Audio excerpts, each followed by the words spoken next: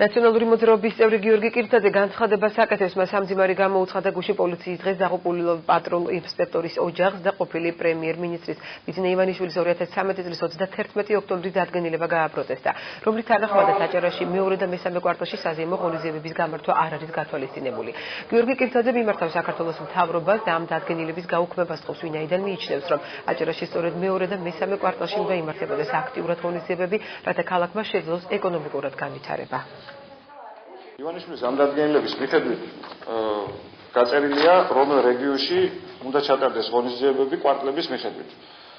შესაბამისად, აჭარის რეგიონი არის იმ შეზღუდვებში, რომლის მიხედვითაც მეორე და მესამე კვარტალში მასობრივი ღონისძიება არც ერთმა სახელმწიფო სტრუქტურამ ბათუმში და აჭარაში არ უნდა დაგეგმოს. მოუწოდებ საქართველოს მთავრობას და პირადად ღარიბაშვილს, რომ დროულად დაუქმოს ჩვენი აზრით ეს ცუდი დადგენილება, რომლის მიხედვითაც თავარ დროს ბათუმისთვის მეორე და მესამე კვარტალში სახელმწიფო სტრუქტურებს აკრძალული აქვს, ასე ვთქვათ, ბათუმში ღონისძიების ჩატარება.